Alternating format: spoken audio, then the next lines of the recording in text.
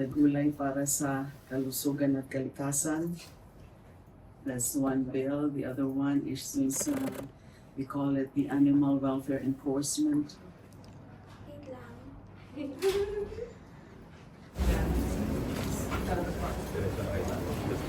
Yes.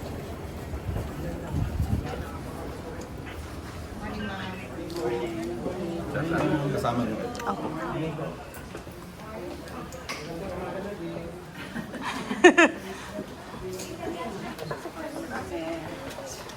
Three. Two bills, one resolution. Thank you po, thank you. Sasabihin daw sa mama. Yeah?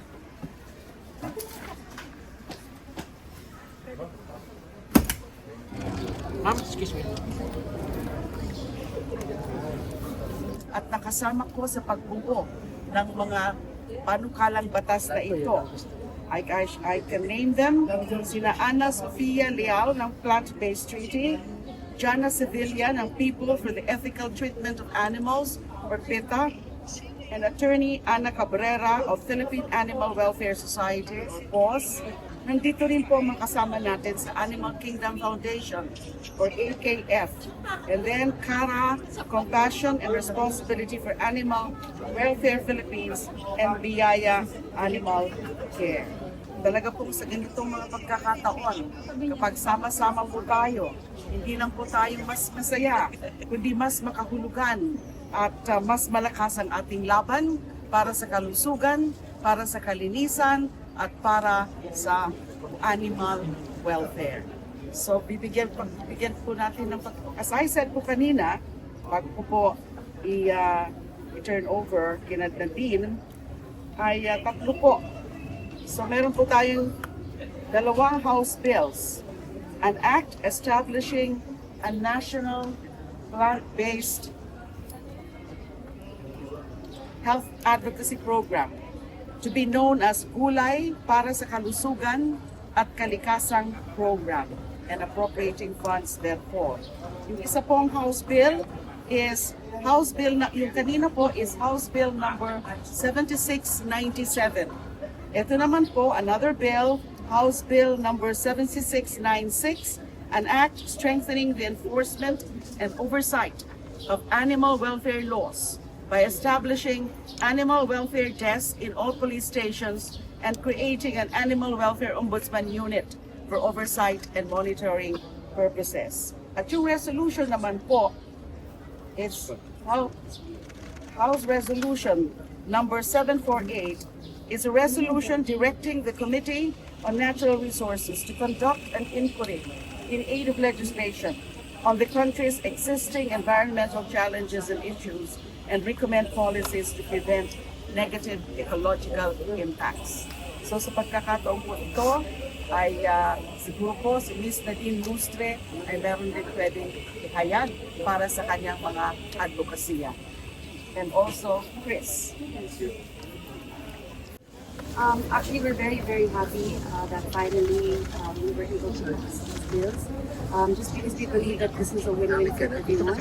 It's a win for the Filipino people because this is a win for our health, for obviously our farmers as well, for the environment, for the small time local entrepreneurs, and of course for the animals as well. Actually, Nadine and I were very excited together with the civil society groups here.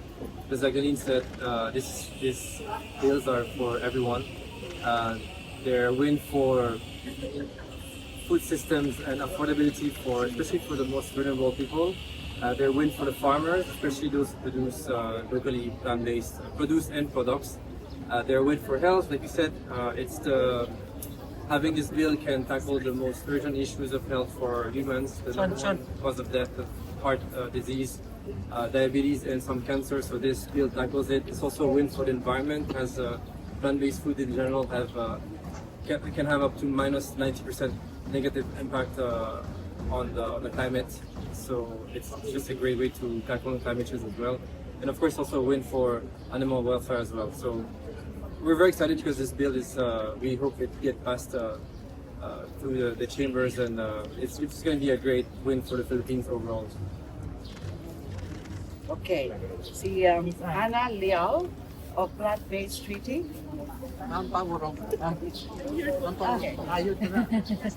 Yung pagkain po ng gulay, no, inherent siya sa atin sa mga Filipinos.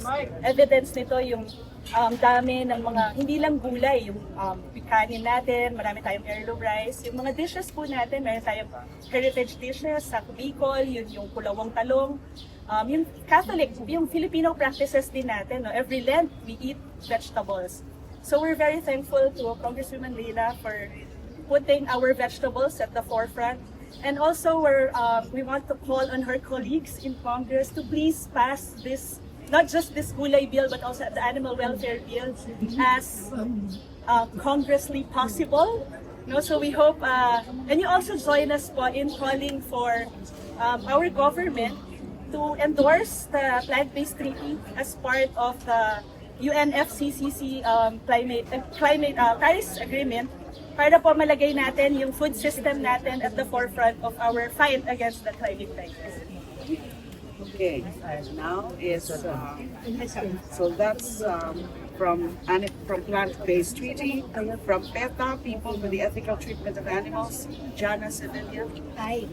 Magandang umaga po sa lahat. Nagpapasalamat po muna kami unang-una kay Manay Laila de Lima sa assistance po na binigay ng kanyang office para po mabuo natin itong bill na ito na tinatawag natin na Animal Welfare Desk Bill. Sa Animal Welfare Desk Bill po ay magbibigay lang ng bridge o malinaw na pathway para po madali nating ma-report ang cruelty to animals. Hindi na natin kakailanganin na maghintay pa kung maging viral ang isang video na nagpapakita ng pagmamalupit sa mga hayop. Ine-empower nito ang bawat Pilipino na pumunta sa police station para isumbong kung meron kayong na-witness na cruelty to animals.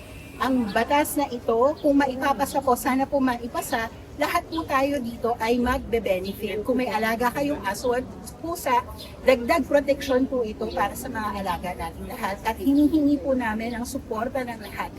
Please po, kausapin niyo po ang inyong mga representatives sa bawat distrito at sabihin niyo po sa kanila na ipasa ang Animal Welfare Desk Bill. Okay. Dagdag ko lang po doon. Ito pong ganitong bill, the Animal Welfare Desk Bill, it actually is Animal Welfare Enforcement Bill.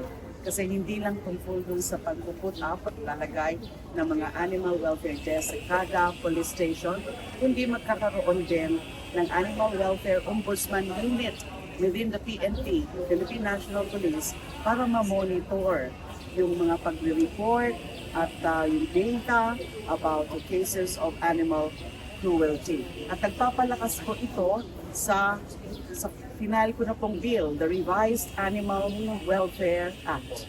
So ito po ay mga parallel bills na lalong magpapalakas sa proteksyon ng mga alagang hayop. So ang susunod po na pakikinggan natin from POS. It's Attorney Ana Cabrera of Philippine Animal Welfare Society or POS. Nagpapasalamat kami sa PETA, Asia, at saka kay Congresswoman Laila kasi mahirap talagang mag-pursue ng animal welfare cases. In last year alone, 2025, there were over 779 reports of animal cruelty given to POS, and out of the 779, 7 lang ang na-file namin. Kasi most of the time, not because may mahina yung batas, but hindi alam ng mga tao kung saan sila pupunta, hindi nila alam kung paano mag-file, and sometimes when they go to mga police stations, walang masyado makapagbigay ng direksyon. So this Animal Welfare Desk Bill will definitely improve enforcement of the Animal Welfare Act. We look forward to filing more criminal cases against animal offenders para yung mga nakikita natin sa Facebook at sa social media na nananakit ng hayop, tumigil na sila dahil tayo seryoso sa pag-file ng criminal cases against them.